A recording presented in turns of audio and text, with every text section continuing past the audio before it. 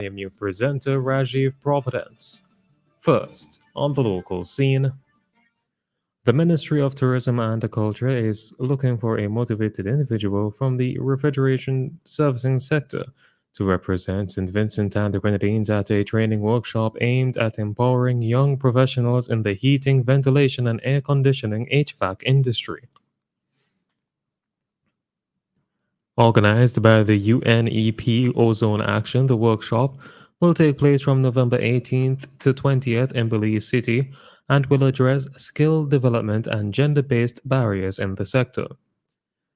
Interested candidates should submit their resume and a brief cover letter to nousvg@gmail.com addressed to the Director of the Sustainable Development Unit. The Royal St. Vincent and the Grenadines Police Force, the RSVGPF, has responded to a concerning incident where a student fell from a moving minivan near St. Joseph's Convent Secondary School on September 12th.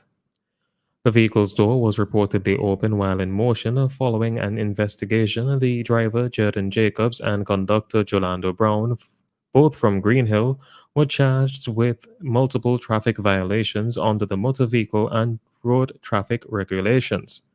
Jacobs faced charges including driving without a licensed conductor, dangerous driving, allowing unsafe riding, playing music without permission. Brown was charged with conducting without a permit, riding unsafely outside the designated area. In response, the Commissioner of Police suspended Jacobs' driver's license immediately. The RSVGPF emphasized its commitment to road safety and warned against reckless behavior, particularly regarding children's safety. They urged the public to adhere to traffic laws and report violations to help maintain a safer community. Still on the local scene, on the morning of September 23rd, 2024, a stop and search operation by the Rapid Response Unit, the RRU, on the Petit Bedell Public Road led to the arrest of 46-year-old farmer Michael Lavia. During the operation, officers discovered 1.6 grams of cocaine in Lavia's vehicle, prompting a subsequent raid on his home. At Lavia's residence in Petit Bedell, authorities uncovered an additional 14 grams of cocaine. Following the discoveries, Lavia appeared before the Serious Offences Court later that day, where he pleaded guilty to both charges. The court imposed fines of $50 for the cocaine found in his vehicle and $200 for the drugs discovered at his home, both payable immediately. Lavia was warned that failure to pay the fines would result in a 3-month prison sentence for each charge. The Royal St. Vincent and the Grenadines Police Force is urging the public to report any suspicious behavior or illegal activities, particularly regarding drug trafficking.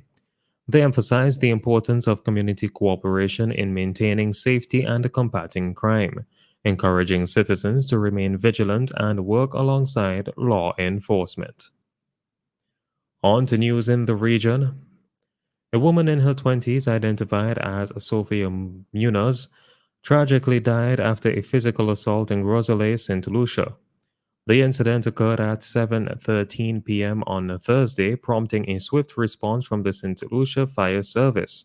Upon arrival, emergency personnel found Munoz unresponsive in a bathtub filled with blood, showing no vital signs and suffering from multiple puncture wounds to her mid and lower back. A 24-year-old man also sustained serious injuries, including puncture wounds and deep lacerations, and was taken to a medical facility for treatment.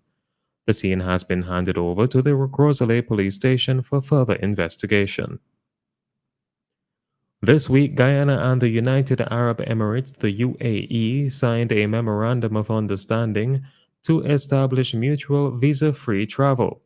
The announcement was made by the UAE mission to the United Nations via social media, highlighting a meeting between UAE Minister of State for International Cooperation Reem Al-Hashimi and President Dr. Irfan Ali during the ongoing UN General Assembly in New York City.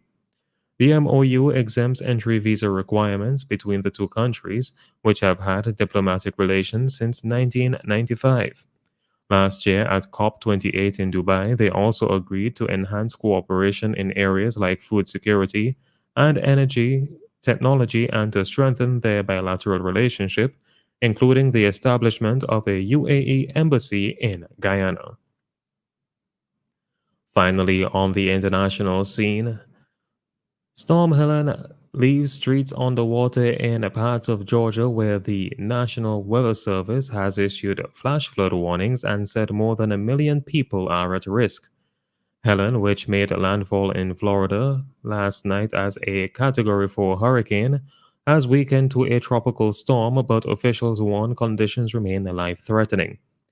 At least 15 people have died, 11 in Georgia, including a first responder, and officials warn that figure could keep rising. One of the biggest storms to ever hit the Gulf Coast, Helen, is now barreling across Georgia towards Tennessee and the Carolinas after devastating Florida with fierce winds and flash flooding. One person was killed in Florida by a falling road sign, and two people died in Georgia. This has been WeFM's 3 p.m. news. I have been your presenter, Rajiv Providence. Join us again at 5:30 for WeFM's evening news, and we thank you for listening.